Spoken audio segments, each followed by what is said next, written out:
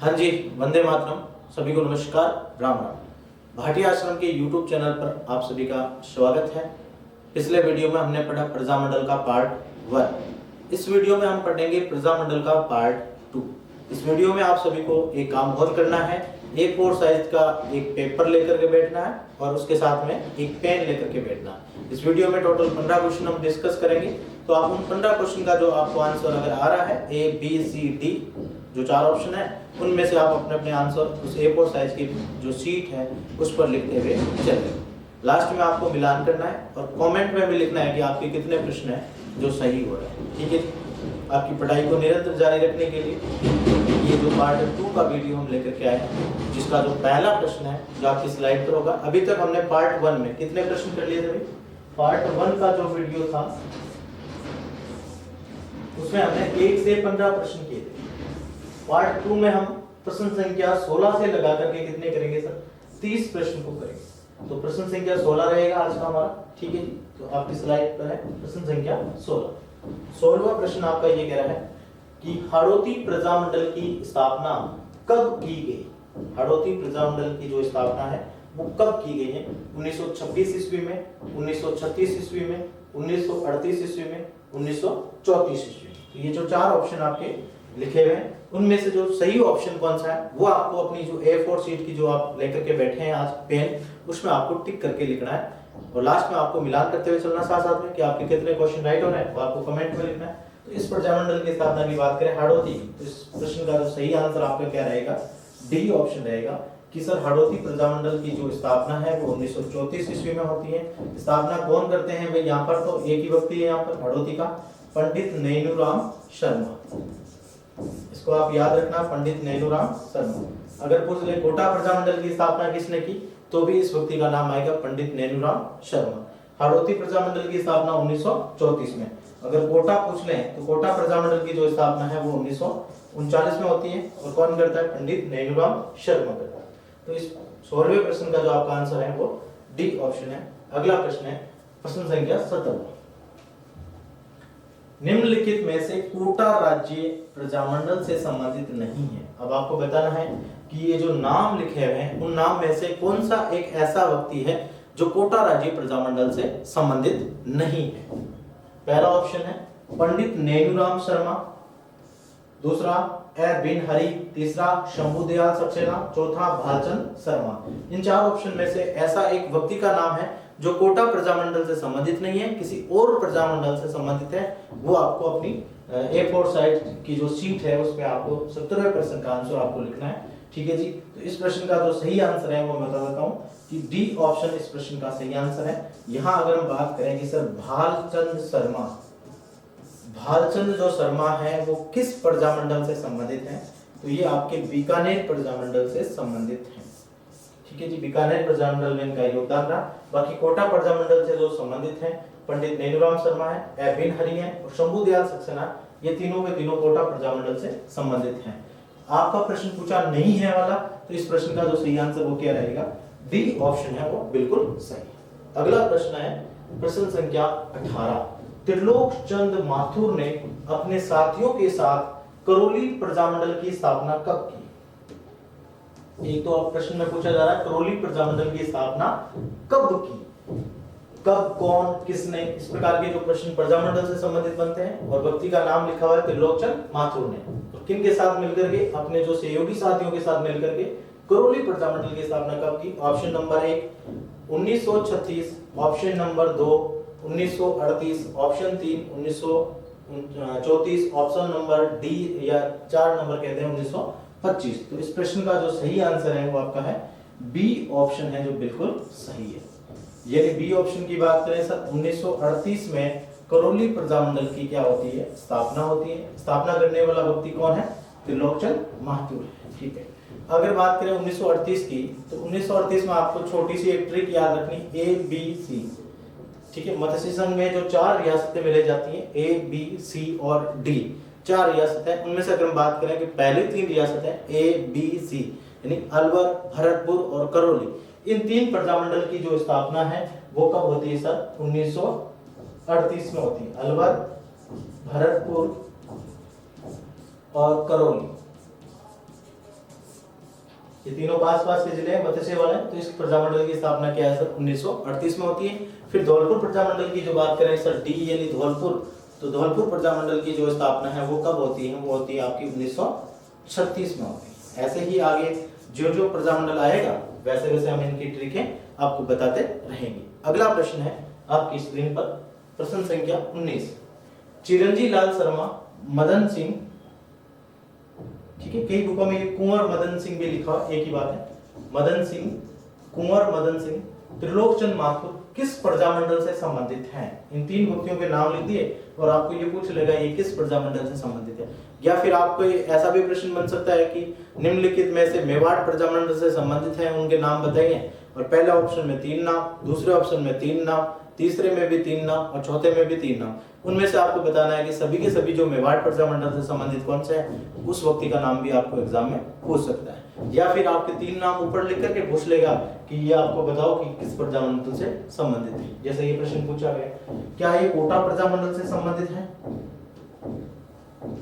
बूंदी प्रजामंडल से है, या करौली प्रजामंडल से है, या फिर अलवर प्रजामंडल से है। तो ये 3 व्यक्तियों के नाम लिखे हैं, उनमें से आपको बताना है। तो अभी हमने पढ़ा कि सर त्रिलोकचंद जो माथुर जी हैं उन्होंने किस प्रजामंडल की स्थापना की, कि सर इन्होंने करौली प्रजामंडल की स्थापना की। ठीक है, तो ये इनके जो सहयोगी सदस्य हैं चिरंजी लाल मिश्र और मदन सिंह, तो ये किस प्रजामंडल से संबंधित है सर, ये आपके सी ऑप्शन यानी करौली प्रजामंडल से संबंधित है। क्योंकि जो पिछला प्रश्न जो अभी हमने पढ़ा था कि सर करौली प्रजामंडल की जो स्थापना किसने की, त्रिलोकचंद माथुर ने, कब की, 1938 में।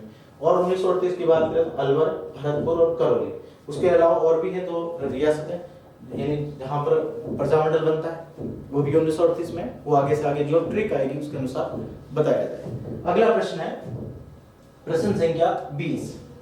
प्रश्न संख्या 20 कहता है कि सर कृष्णदत्त पालीवाल, एक नाम है कृष्णदत्त पालीवाल, मूलचंद, ज्वाला प्रसाद जिज्ञासु और इंदु जोरीलाल या जोरीलाल इंदु, ये जो नाम है वो किस प्रजामंडल से संबंधित है? पहला ऑप्शन है कोटा प्रजामंडल, दूसरा करौली प्रजामंडल, तीसरा अलवर प्रजामंडल, चौथा धौलपुर प्रजामंडल। तो आपको बताना है किस प्रजामंडल से संबंधित है। तो इस प्रश्न का जो सही आंसर है वो आपका क्या है सर, डी ऑप्शन है। ये सभी के सभी जो नाम हैं वो धौलपुर प्रजामंडल से संबंधित है। धौलपुर प्रजामंडल की जो स्थापना है वो 1936 ईस्वी में होती है। ठीक है, इनकी जो स्थापना करने का जो श्रेय है वो किस व्यक्ति को जाता है, कृष्णदत्त पालीवाल को जाता है। इसके अलावा इनके जो सहयोगी सदस्य ज्वाला प्रसाद, जिज्ञासु, इंदुलाल, जौहरी, मूलचंद, ये सभी व्यक्ति थे। तो इस प्रश्न का जो आपका सही आंसर है 20 का डी ऑप्शन। 21वां प्रश्न है धौलपुर प्रजामंडल की स्थापना किसने की? धौलपुर प्रजामंडल की जो स्थापना है वो कौन है व्यक्ति जिसने की थी? ऑप्शन है कृष्णदत्त पालीवाल, त्रिलोकचंद माथुर, हरिनारायण शर्मा, गोपीलाल यादव। ठीक है, तो इस प्रश्न का जो सही आंसर आपका रहेगा कृष्णदत्त पालीवाल, यानी ए ऑप्शन आपका सही है। कृष्णदत्त पालीवाल ने धौलपुर प्रजामंडल की स्थापना की। आइए और कौन कौन है जिसने अलग अलग प्रजामंडल की स्थापना की? सर करौली प्रजामंडल की स्थापना है वो त्रिलोकचंद माथुर ने की थी। ठीक है, तो हरिनारायण शर्मा ने किसकी सर, अलवर प्रजामंडल की स्थापना की। अलवर प्रजामंडल की स्थापना से संबंधित व्यक्ति का नाम है तो हरिनारायण शर्मा। फिर गोपीलाल यादव की बात करें सर, ये भरतपुर प्रजामंडल से संबंधित है। भरतपुर प्रजामंडल की स्थापना में नाम किसका आता है, गोपीलाल यादव का आता है। तो इस एक प्रश्न के साथ में आपके 4 प्रश्न मिल रहे, आंसर मिल रहे। तो 4 प्रश्न आपको याद रखने हैं चारों के चारों। करौली प्रजामंडल की स्थापना कौन करता है, अलवर की कौन करता है, भरतपुर की कौन करता है, धौलपुर की कौन करता है। नेक्स्ट प्रश्न है प्रश्न संख्या 22। 1910 ईस्वी में आचार सुधारणी सभा का गठन किसने किया? ठीक है जी, 1910 की बात चल रही। इसमें आपके ऑप्शन है, पहला ऑप्शन ज्वाला प्रसाद जिज्ञासु, दूसरा यमुना प्रसाद, तीसरा उपर्युक्त दोनों और चौथा है इनमें से कोई नहीं। ठीक है जी, तो इस प्रश्न का जो सही आंसर रहेगा वो विद्यार्थियों आपका रहेगा सी ऑप्शन, यानी उपर्युक्त दोनों। इस प्रश्न का आंसर है कि आचार सुधारणी सभा का गठन करने में ये दोनों ही व्यक्ति थे, ज्वाला प्रसाद जिज्ञासु और यमुना प्रसाद। तो 22वें का ऑप्शन नंबर सी। 23वां प्रश्न 1934 ईस्वी की बात हो रही है। 1934 ईस्वी में ज्वाला प्रसाद जिज्ञासु और जवाहरलाल इंदु ने धौलपुर में किस सभा का गठन किया था? एक तो किस सभा का गठन किया गया और कहां पर किया, धौलपुर में किया था। कब किया गया, 1934 में किया गया। किन लोगों ने किया, जैसे ज्वाला प्रसाद जिज्ञासु और इंदुलाल जौहरी ने किया। ठीक है, तो उस सभा का नाम पूछा जा रहा है, तो उस सभा का नाम क्या है, क्या वो सभा आर्य समाज है, नागरिक प्रचारणी सभा है, धौलपुर राज्य प्रजा संघ है, या फिर इनमें से कोई नहीं। तो इस प्रश्न का जो सही आंसर है वो आपका बी ऑप्शन है, वो बिल्कुल सही है। यानी नागरिक प्रचारणी सभा का जो गठन है ज्वाला प्रसाद जिज्ञासु और इंदुलाल जौहरी ने धौलपुर में किया था। ठीक है, कब किया था सर, 1934 में किया गया। ठीक है जी, ये प्रश्न आपको ध्यान में रखना और ये इसका सही आंसर आपका क्या है, बी ऑप्शन। 24वां प्रश्न, जयपुर प्रजामंडल की स्थापना किसने की। जयपुर प्रजामंडल की जो स्थापना है वो कौन करते हैं, इस प्रश्न का जो आंसर सही है क्या है, कांतिलाल है, कांतिलाल चौथानी है, कपूरचंद पाटनी है, या फिर कृष्णदत्त पालीवाल है। तो इस प्रश्न का जो सही आंसर है आपका कपूरचंद जो पाटनी है, उन्होंने 1931 में एक प्रजामंडल की स्थापना करते हैं और उस प्रजामंडल का नाम क्या है सर, जयपुर प्रजामंडल है। तो जयपुर प्रजामंडल की स्थापना किसने की, आपके कपूरचंद पाटनी ने। जयपुर प्रजामंडल एक ऐसा प्रजामंडल है जिसमें समय समय पर प्रजामंडल के जो अध्यक्ष हैं वो बदलते रहेंगे। तो यहाँ पर 4 से 5 अध्यक्ष आते रहेंगे।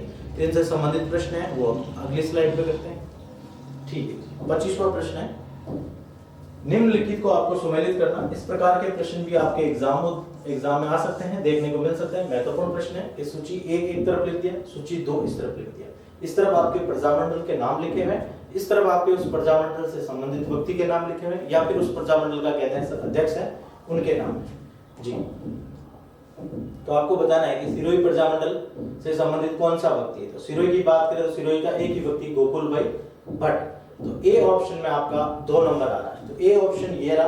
तो ए ऑप्शन की अगर हम बात करें तो 2 नंबर, एक तो यहाँ आ रहा है, एक आपके का आ रहा है यहाँ आ रहा है। इसका मतलब जो ए ऑप्शन और डी ऑप्शन आपका कट गया।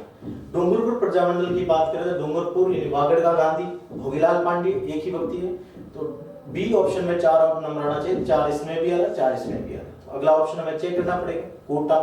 कोटा और हड़ौती प्रजामंडल की बात करें तो एक ही व्यक्ति जो प्रसिद्ध है वहां से, जो कोटा प्रजामंडल हो चाहे हड़ौती प्रजामंडल हो, उससे संबंधित स्थापना में जो पूछा जाता है वो आपके पंडित नैनूराम शर्मा। तो सी ऑप्शन का 3, तो सी ऑप्शन में 3 है जो आपके एक में मिलता है, इसमें नहीं मिलता है। तो ये मतलब ये भी ऑप्शन कट हो गया। तो इस प्रश्न का जो सही आंसर है वो आपका क्या उत्तर हो जाएगा, बी ऑप्शन है वो बिल्कुल सही है। चलिए नेक्स्ट प्रश्न, जेंटलमैन एग्रीमेंट किस प्रजामंडल से संबंधित है, ये आपको बताना है। 4 ऑप्शन आपके लिखे हुए हैं कि सर मेवाड़ प्रजामंडल, जयपुर प्रजामंडल, ठीक है, या फिर बूंदी प्रजामंडल, या 4 ऑप्शन ये हैं आपके साथ, मेवाड़, मारवाड़, बूंदी या फिर जयपुर। तो सबसे पहले आपको ये देखना है कि सर जयपुर प्रजामंडल में एक जो समझौता होता है किस प्रजामंडल से संबंधित है, ये जयपुर प्रजामंडल से संबंधित। तो इस प्रश्न का जो सही आंसर है वो आपका हो जाएगा डी ऑप्शन, जयपुर प्रजामंडल। अच्छा, जयपुर प्रजामंडल में जो समझौता होता है, ठीक है, उस समझौते का नाम क्या गया, दिया गया भाई जेंटलमैन एग्रीमेंट।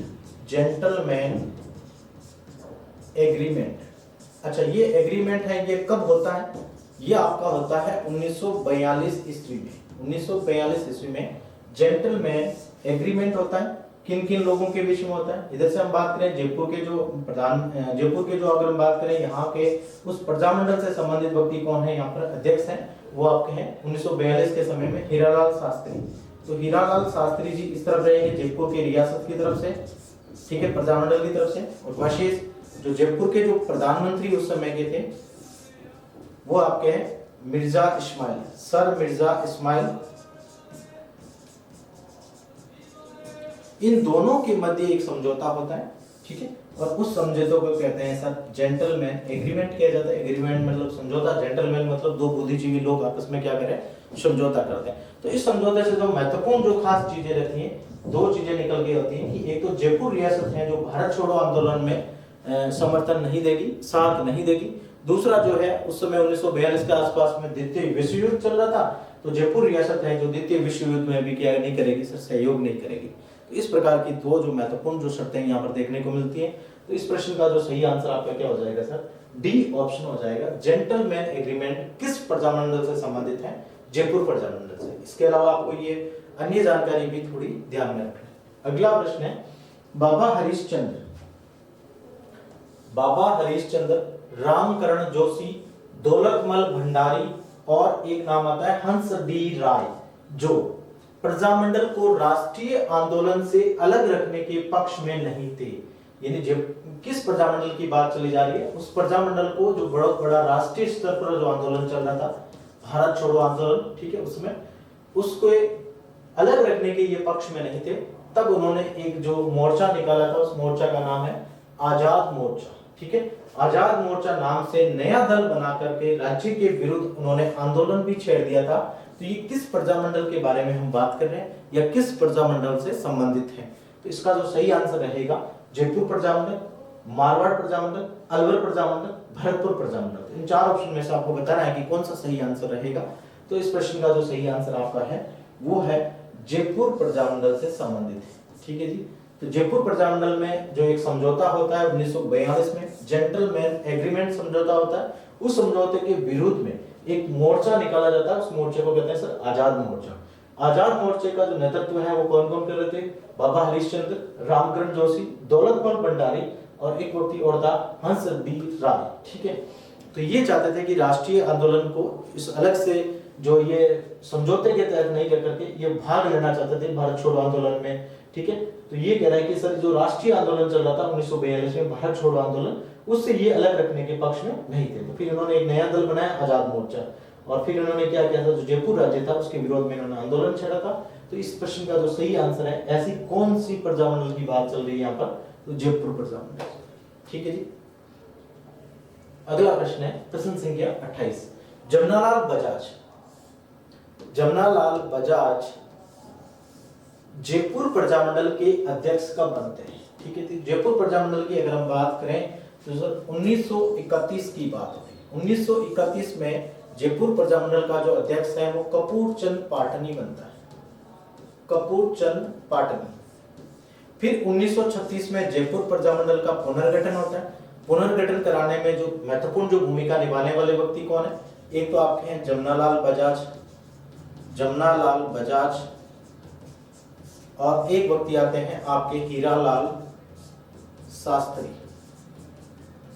इन दो व्यक्तियों के प्रयासों से जयपुर प्रजामंडल का वापस क्या होता है सर? पुनर्गठन होता है, ठीक है। तो पुनर्गठन होता है तो यहाँ पर जब अध्यक्ष किसको बनाया जाता है? नया अध्यक्ष बनाया जाता है, ठीक है। तो यहाँ पर नया अध्यक्ष बनते हैं चिरंजीव लाल मिश्र को, चिरंजीव लाल मिश्र को बनाया जाता है नया अध्यक्ष।